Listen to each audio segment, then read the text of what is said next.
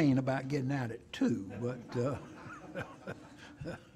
so that's probably the case with all of us. We never complain about getting out early, but we should have plenty of time to take care of that by the allotted time. Dr. Pethel, are you ready to talk about our outreach from across the state? One of the things that we feel important about the process is get input from a number of people. We think we can get it in a good, streamlined way, but yet a way to get some good information.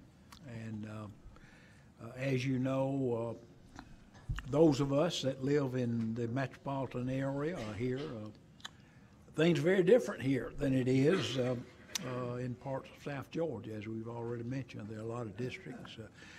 Is 90 the number, Gary, that are below 3,500 students? Okay.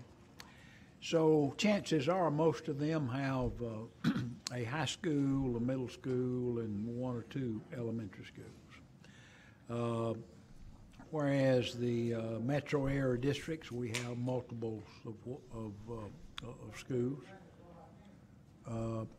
I know we have 80 elementary schools, 29 middle schools, 20 high schools, and then 9 specialty schools. So very different for us. I was telling someone when we look at beginning a new cohort in our Leadership Academy, we'll have generally twice as many apply as we accept. Yes. And for our leader program, the assistant principal program, we may have 3 times as many apply that get in. So we deal with that. Whereas when you don't have those numbers, it may be who's there. And I think one of the things that we hear, recruitment is tough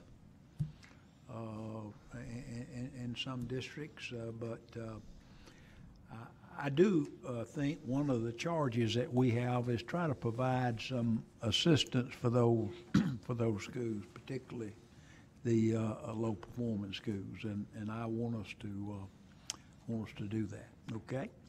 Dr. Pethel is going to talk about how we plan to get some information that would be valuable to us without, again, taking up a lot of people's time or eating up committee times with 45-minute presentations and then same information. We may not need to do it that way. As a matter of fact, we don't think we do, but we do need to get information from across the state. So talk to us about that, Dr. Pethel. Yes, sir. Thank you, Chairman Wilbanks, members of the committee.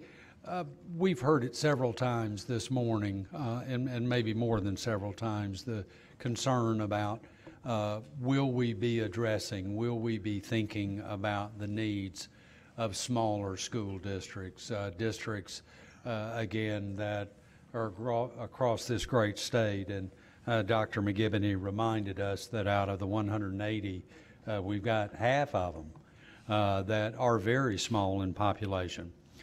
So as Chairman Wilbanks thought about the charge for this group and the possible impact of a statewide leadership academy, the thought turns to how will we provide opportunities for those superintendents in those districts that have 3,000 kids or less. So we are in the process of creating a survey, and we would be very interested in your thoughts about the kinds of information that as a committee member you think might be helpful ultimately in the design and in the deliberation for a state academy. One of the questions that comes to mind is, what do you need as a superintendent of a district with, say, 3,000 kids or less? And how would a state leadership academy perhaps meet those needs? how do you see an academy delivering that? Senator Tippins, again, a really good point you made this morning, was are there tools, are there protocols, are there assessments or tests, Will, for EQ perhaps, that you could provide me? So if you will, help us begin thinking about, particularly from your constituent point of view, what kind of information would you want to make sure that we get from across the state of Georgia? Small districts, especially superintendents, listening to them. In addition, we're looking at some other survey instruments that would be used for other audiences beyond superintendents. For example, possibly, Dr. Michael, a survey of our leadership prep programs, either department chairs or department chairs and members of a department. So again, allowing our USG leader prep providers an opportunity to weigh in, to give us opportunities to hear from them. So again, I just wanted you to be aware that we are very much aware and believe that receiving this input and giving others a voice to express their needs, their wants is going to be very important. So again, any guidance, any help, any advice that you would give us on that, I would be most appreciative. Mr. Wilbanks and I will be working on that, and we'll share the information with the larger committee as soon as we have those things prepared. Mr. Wilbanks? What are some of the groups that, in addition to the ones you mentioned, are there any other groups that we're looking to get some information from? One that comes to mind is the professional leadership or principal organizations, and generally those are represented through the Georgia Association of Educational Leaders, and GAEL has done some work in leader development or leader prep, so it might be interesting. Another group that we've talked about that we think would provide information and would most likely want voice would be our RESAs, our Regional Educational Services Agencies, and perhaps especially a voice represented by the directors of those agencies. Actually, several of the RESAs have talked about beginning an academy. I don't know how many have, maybe two that we know of that maybe has an academy, right? Mr. Schofield, Hall County is a part of the Pioneer RESA, and they are one good example of a RESA that has created a focus for leader development, and they call their program Pioneer Leaders. The Northeast Georgia RESA over in Winterville is soon to release their leadership program. And Gary, you may be aware of others, but those are the two that come to my mind right now. I should have mentioned Metro RESA. Metro RESA does have an alternative leader prep program. It's a program designed to lead to certification. And Penny, you and I talked. Middle Georgia RESA has one, and Southwest Georgia RESA has the other. There are three right now. So 3 of our RESAs are actually in the business of helping people become certified to be a leader, but perhaps less focus on those who are early in their service or veteran. Yeah, 2 quick things, Glenn. The intriguing thing about Southwest Georgia RESA is trying to meet the pipeline need. So they're very directly interested in that. The other is there is an association for educational leadership faculty in Georgia. David Yes, Hill there is. and Anne-Marie Fenton are working with that group. There are about 60 or 70 folks across the state. So that would be a good avenue. I agree, and thanks for reminding me of that. So that is a good group that, at least my opinion, Dr. Michael has gained some traction in the past couple of years in terms of what they're really thinking about. At least they're talking with each other, which is a good thing about what each other is doing and how well they're doing that. So we're getting one of our researchers to sort Yes, of sir. help us phrase some questions, but it might be beneficial, committee members, if there are any questions that you would like asked. I don't think we are intending to go out with a very long survey. No, sir. We really just want to find out some information. If they have an academy, their audience, who they particularly trying to address. If they have academy for any length of time, what they feel is really working about it, what's really filling the need of the districts that they're in, and that maybe will give us some information about the different size district, whether it's the South Georgia or RESA. In addition, how we go about structuring some of that, your research is going to help us with that. Yes, sir. But beyond that, we would appreciate any of you emailing Dr. Pethel, if you would, any question you would like to see on that survey.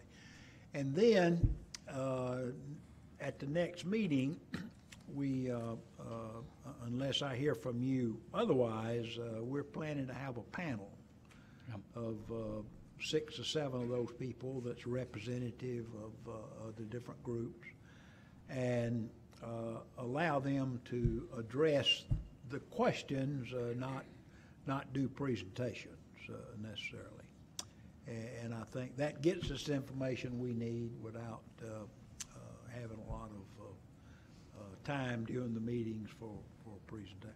I'm not opposed to presentations. I'm just saying we have a lot of work to do and we need to get specific information. Mr. Chairman, I have a question. And it might not be directly related, I mean, it's related, but not in that group. Is there going to be consideration, or I think it should be consideration when even surveying parents to be able to identify with their experience when it came down to effective leadership, or in their opinion about effective parent / guardians? There is, Ms. Stovall, there is quite a bit of information available about what parents want. And, you know, it's probably what all of us want for kids. You want teachers who love their children, who care about them as individuals, who meet their children where they are and take them to the next place. But parents especially want principals who welcome them, welcome other members of the community, who have a smile on their face, who communicate that they are at that school because that's where they want to be. It's interesting, one of the comments in a conversation, you know, the First Lady of Georgia enjoys visiting schools across the state. And one of the comments that she made was, I know a good school when I see one, because the principal is out front welcoming and they have a smile on their face. And the atmosphere when I go in, I feel welcomed, and I feel like this is a place where learning occurs. So yes, ma'am, we could certainly think about that, although I would tell you that I could, much like I responded to Mr. Schofield earlier, that's some research or some data that I could bring to the table as well, to perhaps reinforce for you some of the comments I just made. Would that be acceptable? Two quick things, Mr. Chairman. Number one, Tippins and I heard that Hawaii has a very incredible program, and we had agreed to go do a little field trip for you if you wanted some information. But the second one is, and you two are too humble to admit it, in Hall County we have a Leadership Development Academy, and I would call it the mini Gwinnett Academy. I would think we would really miss an opportunity. Nobody does leadership development better than Gwinnett County Schools in the state of Georgia, and I think you're almost at a disadvantage chairing this committee because we're going to miss real opportunities if we don't learn from the lessons that you all have already. And so where is the opportunity for us to see exactly what you have done, and you've done it for 30 years and you've done it well. And I would really like to see what other districts are doing, but we've looked around the state. We found who we think does it world class, and I think this committee will miss an opportunity if we don't tap into what's already going on in the district that we're sitting in today. So At the October 17 and November 1st meeting, you will see that. Since we're on that subject, can you tell me in your plan how you address schools that are at the bottom of your list? You have a list in Gwinnett. They may not be on the low-performing school list, but they're on your low-performing Right. school. Everybody's So got a list, somebody's first, somebody's last. Right. You're So what are you doing in your leadership? How do you address that? What specific things do you put in your leadership program to hone in on those? We'll share that with you. Actually, it's not rocket science. We also know, I think where we make a mistake on that, if you're at the bottom, no matter what the bottom is, just take the bottom 5% of schools. Whatever they're going to do to get better is going to be very different than the schools up here at the top. Got to be totally different. As a matter of fact, you might regress if you try to do the same thing that the schools are trying to go from good to great or whatever are. So we refer to those as targeted schools, but we'll share that. Glenn, on the lowest 5% schools in the state, and Marthaine, you probably have, you may already have this data, but you had referred earlier to the beat the odds schools and the beat the odds calculations. Would it make sense in Georgia to look at those schools that have beat the odds, that truly are doing an exceptional job, and maybe an evaluation of what they're doing? Absolutely. I would love to see that. I mean, I don't think we have time for a bunch of presentations in here on that either, but I think certainly if the research has not been done, we ought to do it. And I'll probably get in trouble saying this, but we have a Senate research and a House research personnel both represented here today, and that I think they'd be more than happy to participate in that if you need some help in doing the contacts or whatever. But I think from our standpoint, we know maybe what the ones that are not beating the odds are doing, but maybe look at our own state and see what the ones that are beating the odds are doing.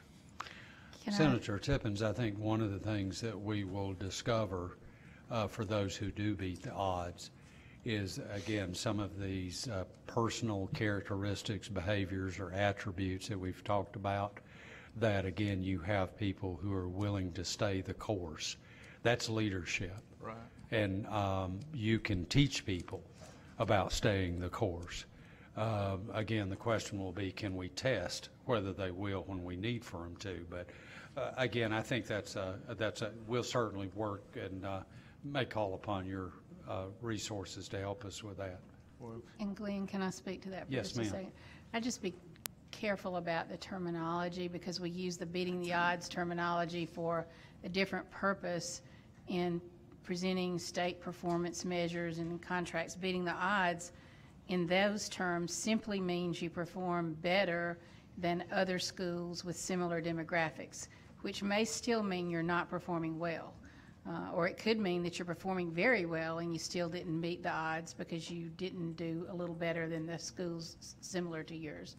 But we do know that there are schools that are 80% minority, 80% low socioeconomic, and scoring 80 or higher on CCRPI or above the state average on CCRPI. There are a number of those schools, and I think those are the types of schools that you're talking about.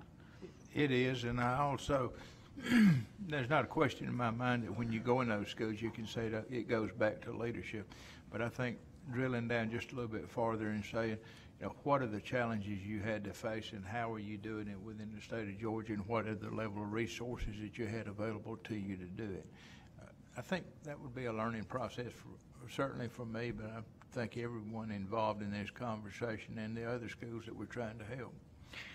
I agree, Senator Tippins, and again, it'll be interesting because, again, we're going to give you what I mentioned earlier today about the 5 pivotal practices. So that might be a good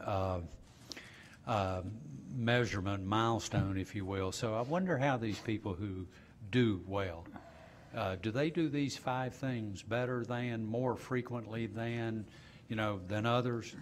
Because, again, it'll be a good measuring stick for us. So we're going to get those 5 pivotal practices to you right away. But I think those schools that meet the 380s requirements that Martha Ann referred to would be great schools to look at. I agree. And Lindsay, I'm the broken record, but number one, they better do it more than a couple of years. And number two, a CCRPI score of 80 is very different than a 100% poverty school that kids have read above grade level at the 3rd grade for the last 10 years. That, to me, is a minor miracle. Those are the schools we ought to be looking at. CCRPI comes and goes. But one thing we know, particularly at the elementary level, children reading. Are they reading at or above grade level? Are they learning numeracy? We have that data, and we can drill into those schools that are 80, 90, 95% poverty. And I'm just telling you, it'll be 10 schools or less in the state of Georgia that have outperformed the mean for 10 years. Those are the schools we ought to be looking at. That is a much deeper measure of what matters than CCRPI. I don't disagree with you, Will, but I think we also ought to look at those schools maybe from where they have come, if they're in that classification, and 2 years before they were performing at 60% of where they had become. What is it they've done to move that needle? Mm-hmm. All great thoughts. Other comments or questions?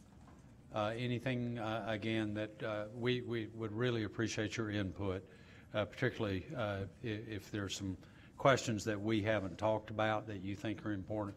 By all means, let us know, because we really do want to finish up the design of those survey instruments and get those ready for you to take a look at, so we can begin giving those opportunities for voice and input along the way.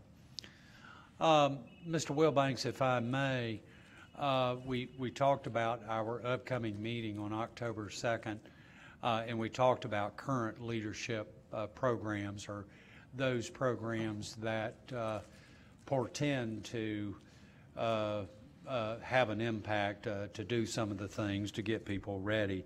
And Will, you know that I appreciate how much your school district and your staff engaged in our work a couple of years ago for a leadership academy. So again, I think your district might be a good one for us to hear from, because of what you're doing to look ahead to the future. But we do have some other organizations that have been around, some longer than others, but the Georgia Leadership Institute for School Improvement, it might benefit us to learn a little bit more about what they serve, or the audiences they serve, and how they're doing that. Here in the metro area, out of Georgia State University, we have a principals center. So, just on face value, it's like, well, gee, that sounds pretty good. So that must be where everybody gets their learning, right, Dr. Michael? But again, to learn more specifically, are there things we can learn from that? Are those things transportable? Do they have application, if they are transportable, to any range of districts? We've mentioned already Pioneer. We might bring in another one of the RESAs that are doing some work. So again, we would welcome if there are other programs that you know about. I failed to mention GAEL. So GAEL may be another organization, Mr. Wilbanks, that... It's the Georgia Association of Educational Leaders. Yes, sir. Thank you. So those are the types of programs that in some respects, in some ways, and these are my words, have attempted to do some things or address some areas of school leadership, leadership preparation, leadership support, mentoring or coaching of leaders. But again, we believe that for your work, it would be very helpful for us to get an accurate gauge or reading on where we are in the state of Georgia. Chairman Wilbanks. Okay, thank you, Glenn. Okay, I think you found your way here today.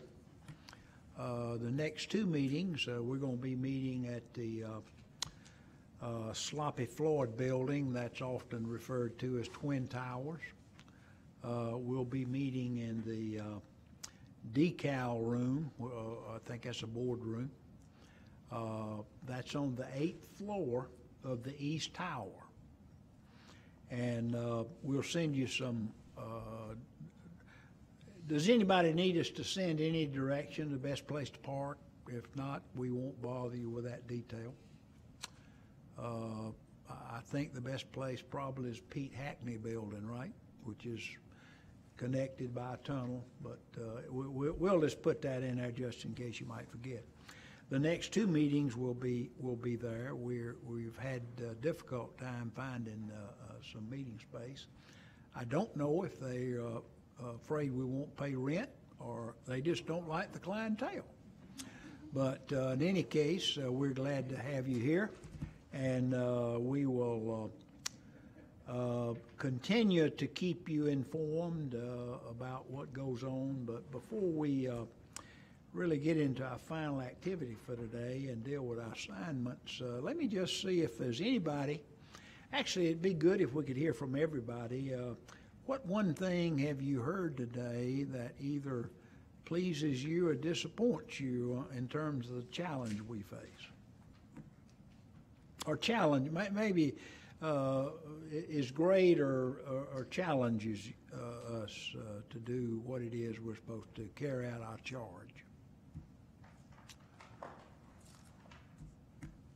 I'll say that I'm glad we're not reinventing the wheel. Yeah. Reaching out to where it's been successful, that seems like the smart thing to do. And then, but I also want to caution us to feel compelled to tweak it where we want to tweak it. Right. So. Yep. Okay, good. I was excited to hear that we will not have PowerPoints.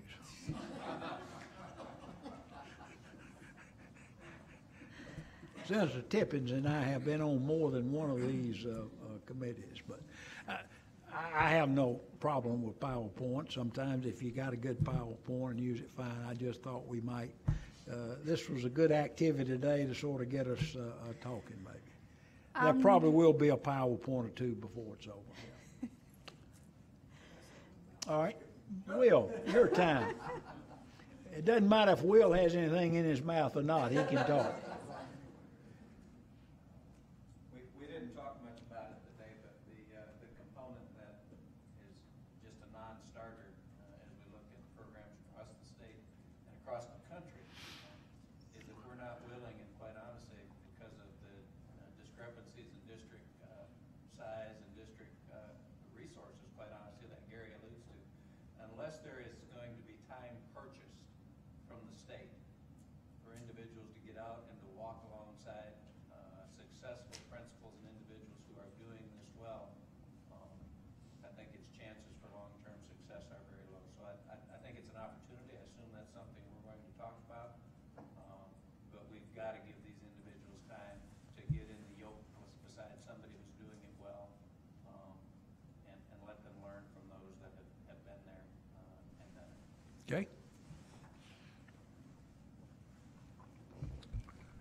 All right. I was excited to even to hear about the possibility of even the tool, doing a roadmap or the toolkit for the individual school districts to be able to utilize. I guess I was thinking that, not saying that they don't, but I was thinking how valuable that could be. And the other thing I was glad to hear about was being able to admit that there are some individuals that are in leadership that probably should not be there, But then instead of kicking them to the curb, what else can we, how else can we be able to help identify better places that they might need to be in, that they can serve a little bit better than in their particular current position?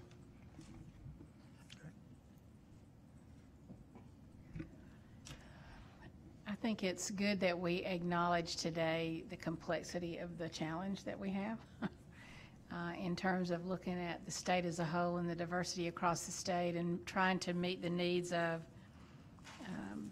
providing a framework, I would say, not the detailed implementation plan, but the framework for an effective leadership development program wherever you might be in the state, but also providing on another level some specific support for schools that might be more challenged in implementing that framework or being able to help those that are struggling. Okay. Two quick points. I think flexibility is key, and related to that is, having lived below the gnat line for several years, it's really critical to not be seen as this is what we're going to do to fix you, as opposed to this is more of a partnership, or this is I really appreciate Glenn's point about reaching out to all parts of the state to get those voices involved. Otherwise, this is something that's done to them, which I don't think is helpful. So I really appreciate the direction. So. Yeah, good point. My ideas have already been taken, so I'm trying to think of some new ones. I am heartened by the discussions around the pipeline and see that as a critical piece to this puzzle that we've got to solve.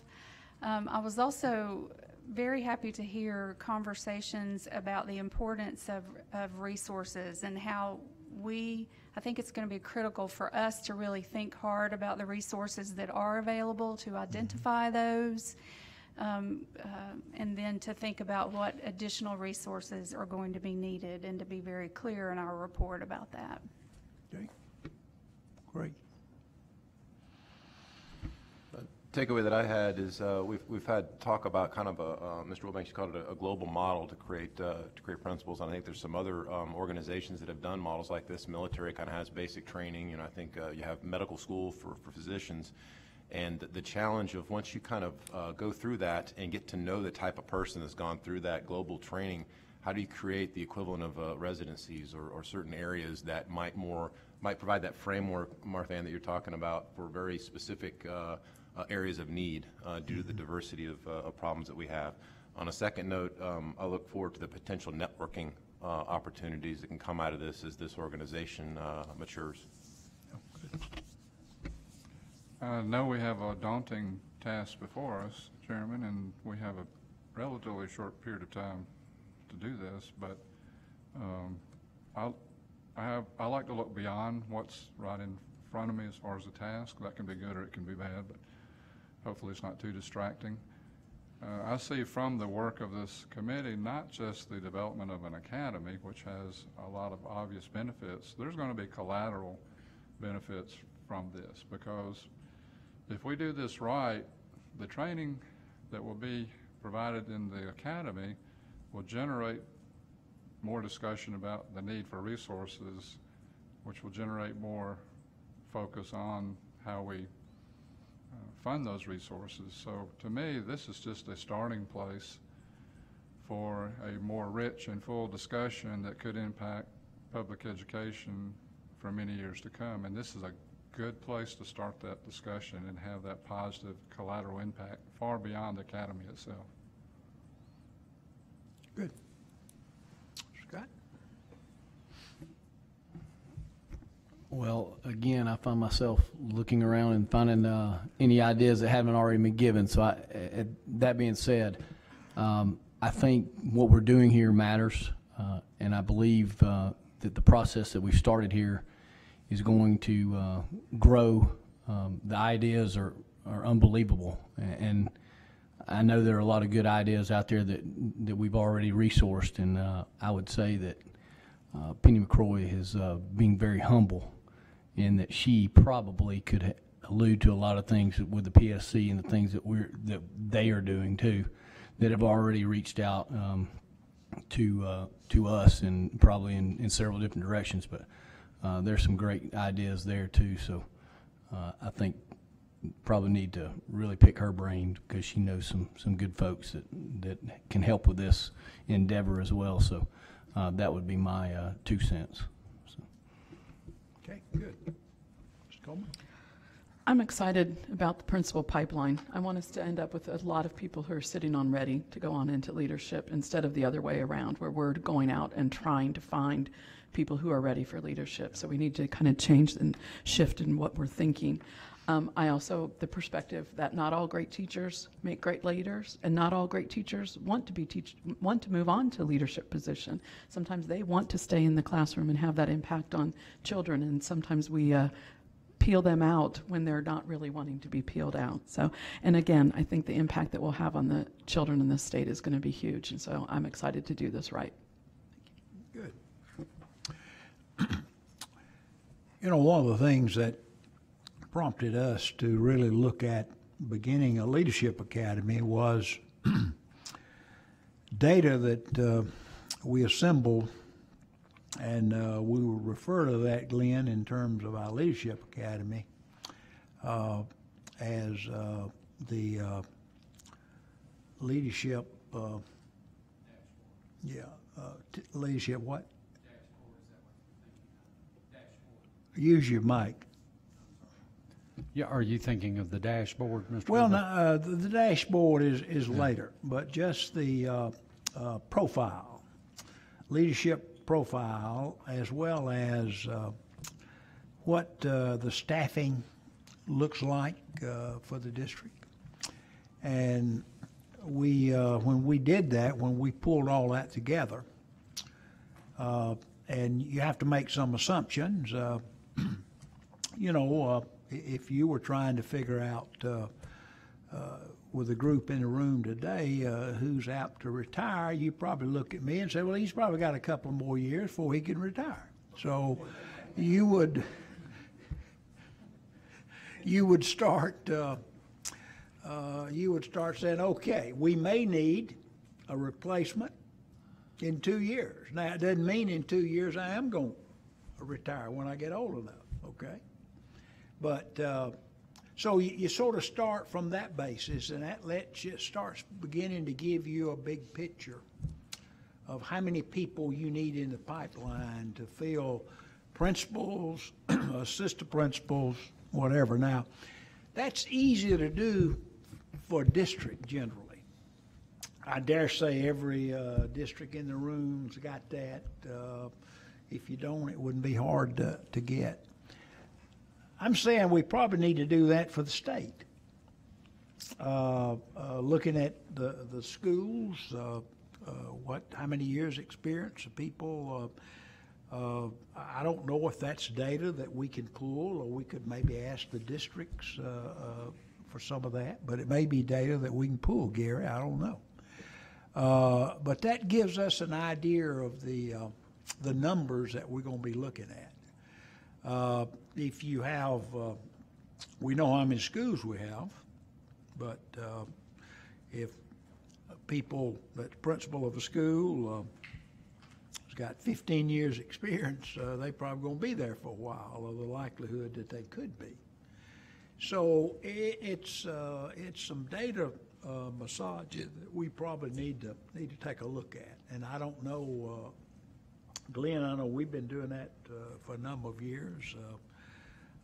We can call up now a dashboard, tell us how many assistant principals we think we'll need X time, how many principals, how many principal supervisors, that type of thing.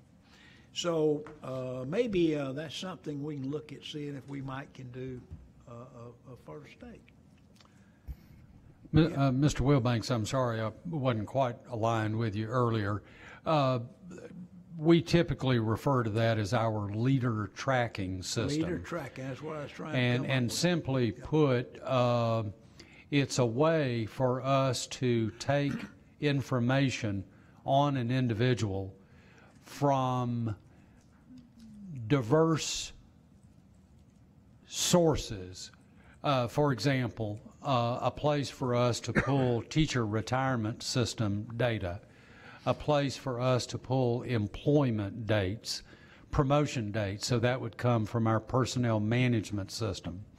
An opportunity for us to look at what this person has done in terms of professional growth and development over time, and that comes from our learning management system. And so a leader tracking system, if you will, if you were a farmer and you had the hay stored in one barn and you had grain in another barn and you had water stored in another barn, it's a way to pull all of those different resources from those different barns, so to speak, into one big barn. In data, we call that data warehousing. So it puts it all in one warehouse. And once it's there, it's much easier then for us to look. And we discover that Mr. Wilbanks, even though he might be eligible, we know that he's demonstrated a past record that he's going to stay longer than when he's first eligible for something. Anyway, simply put, we're excited about the leader tracking system, and it is something that we are working with Albany State, with their 3 partner school districts, and with the Georgia Department of Education. And just this week, Gary, we had an opportunity to make a presentation to demonstrate what leader tracking looks like with Bob Swigum and some others. And interestingly enough, Mr. Wilbanks, there's a group of folks that have been meeting in Albany today about the leader tracking system. Okay, good. Good, thank you. Okay, so that's something that would probably provide us with some very, very good information. It would also provide the districts that may or may not be doing that some very good information to really, because you can sort of forget, I know when it comes time for us to appoint principals, I like to pick up the people that have completed the Leadership Academy and just go back through it, because every now and then you just sort of lose somebody.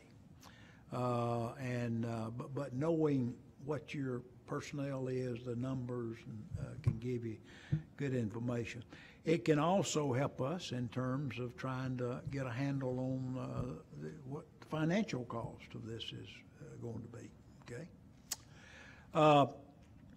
So other assignments that we probably need to do before we close today, you've been given several handouts, and would ask you if you would review those, and particularly review the one that sort of sums up all the research that we've talked about today.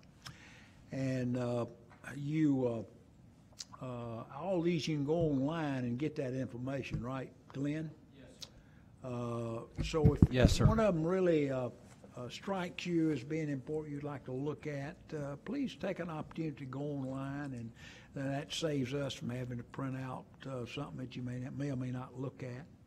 But I think the more information we have about this, the better off we're going to be able to move forward pretty rapidly. So also for our next meeting, if you would be thinking about the next 3 meetings.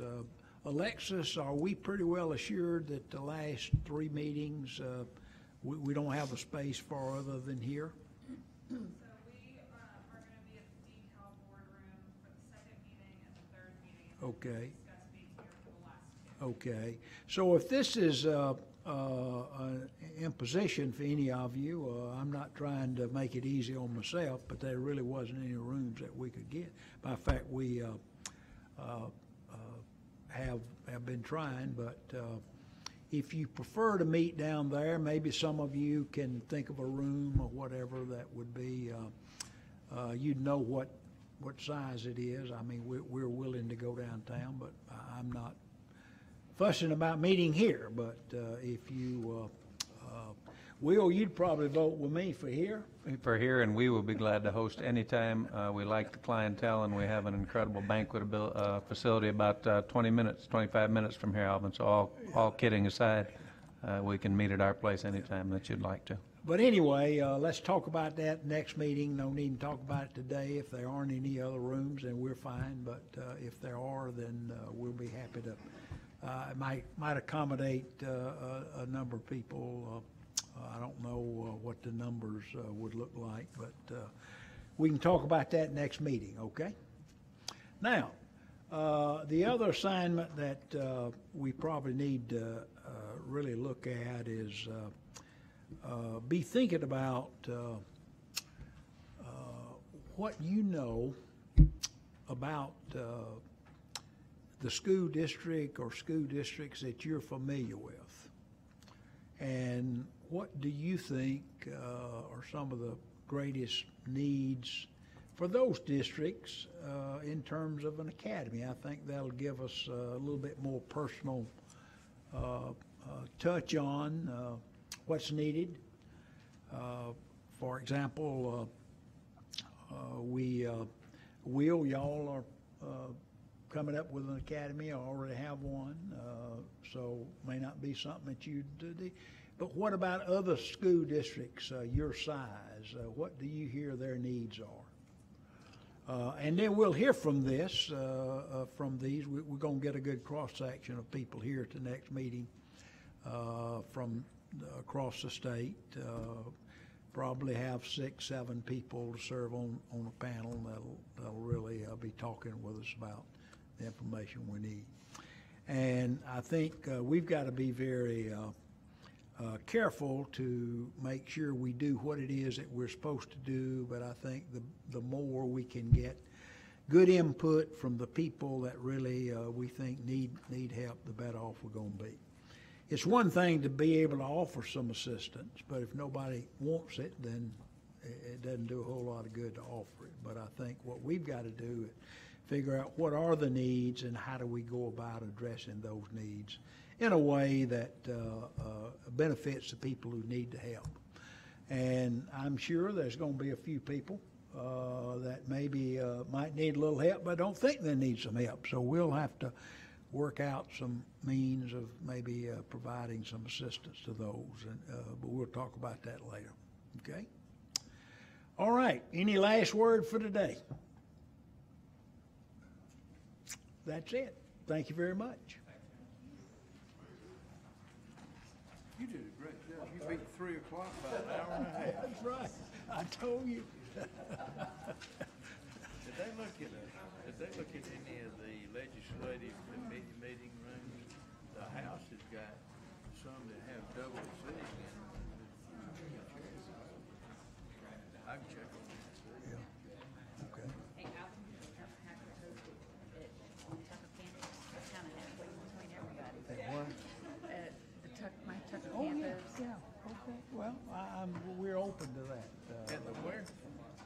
The OPC's campus, we just call it the Tucker campus. It's right there off of Vista Road. I mean, I'll check on those dates and see if there's, the auditorium gets full up pretty quick, but, I mean, Well, I think that's I'm what- fine to come here. This works for me. The only thing I'd ask you, if you're gonna have it here in the last 2 minutes, have them earlier in the day. Leaving here at 4 o'clock. I'll be there about breakfast in the morning. Okay. So how early would,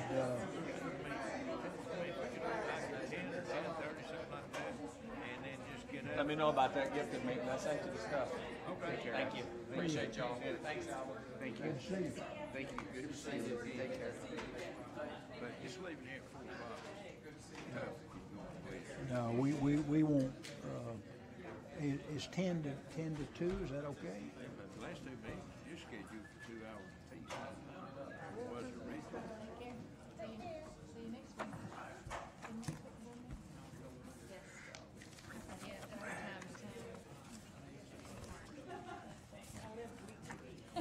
I live day to day, so if you're week to week, you're better than I am. Have a good one. Thank you. Good to see you. Thank Well, y'all. thank you, Martha Ann. Okay, we'll go. Okay, we'll go from 10 to we can easily go from 10 to 2. Is that good? All right. They were scheduled for 2 hours.